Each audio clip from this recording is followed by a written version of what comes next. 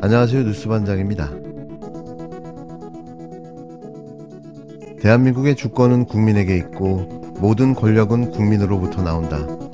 헌법 제1조 2항. 즉 모든 국가기관은 국민으로부터 직간접적으로 민주적 정당성을 부여받아 구성되어야만 하고 이러한 민주적 정당성은 국가기관의 권한 행사의 원천이 된다라는 헌법 전문입니다.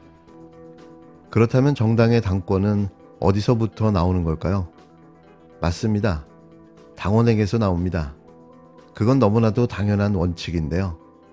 이런 당원에게 정당의 중요한 의제를 묻고 투표하는 일이 대체 무슨 문제가 되는 걸까요? 당원의 뜻을 물어보는 게 책임 전가입니까? 150만 당원이 내 소중한 한 표를 다른 데 주라고 동의한 적이 있습니까? 아니면 정식으로 그래도 되는지를 물어본 적은 있나요?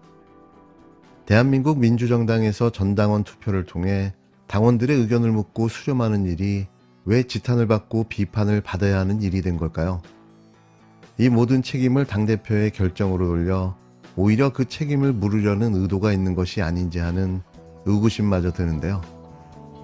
전당원 투표를 거부하는 자가 밀정입니다. 전당원 투표를 거부하는 자가 수박입니다. 전당원 투표를 거부하는 자가 반명이라고 전 생각합니다. 지금 돌아가는 상황을 본다면 말이죠. 저는 그렇게 생각합니다. 선거제 선택을 위해서 전당원 투표를 준비하고 있다는 기사가 며칠째 쏟아지고 있습니다. 지도부에서 결정하지도 논의하지도 않은 사안인데도 불구하고 참 이상합니다. 선거제에 대한 논의가 수개월 동안 이어져 왔습니다. 이는 선악의 문제도 아니고 옳고 그름의 문제도 아닙니다. 선택과 판단의 영역일 것입니다. 선거제도 또한 마찬가지여야 합니다. 의총에서 지도부가 결단을 내리길 촉구한 바 있는 만큼 저희 지도부가 결단을 내려야 할 때입니다. 전당원 투표에 기대어 결정하는 것은 책임을 전가시키겠다는 것으로 무책임한 행동으로 보여집니다.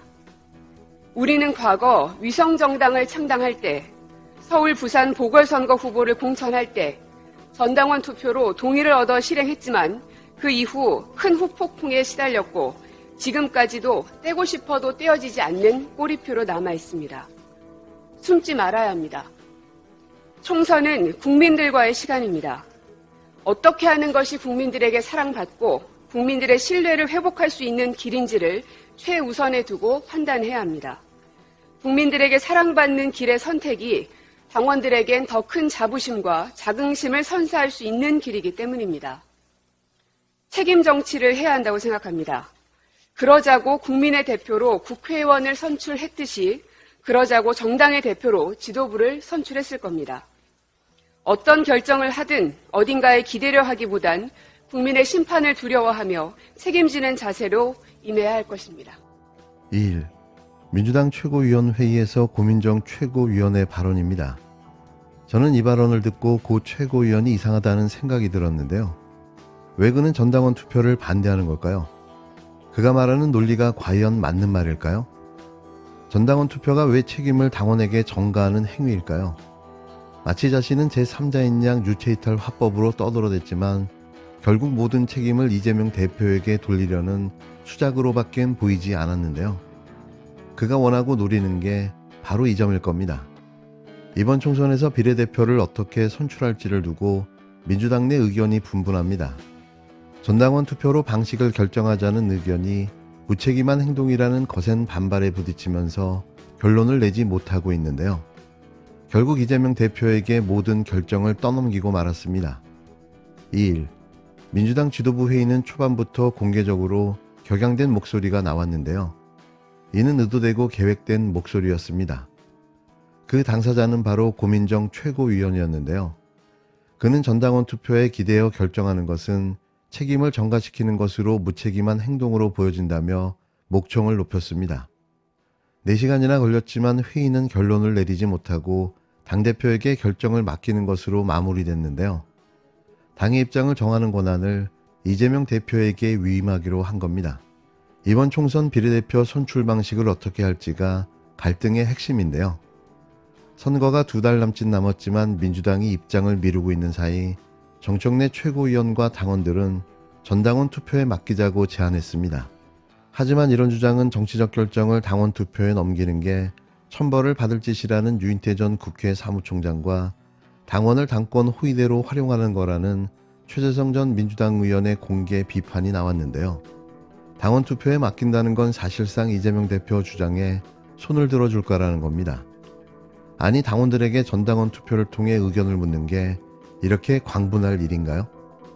또 당원들 모두가 이재명 대표의 의견에 100% 동의한다는 게 가능한 일일까요?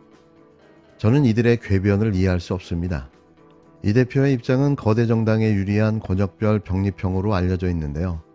한 표 한 표가 소중한 입장에서 선거 승리를 위해 너무나도 당연한 생각인 겁니다. 수도권 중부남부 3개 권역으로 구분해 권역별 정당 득표로 비례대표 의석을 나누는 방식인데 적어도 7% 이상 표를 얻어야 해 소수 정당의 진입은 더 어려워지는데요. 하지만 이 대표는 지난 대선을 앞두고 위성정당 없는 연동형 비례대표를 공언했습니다.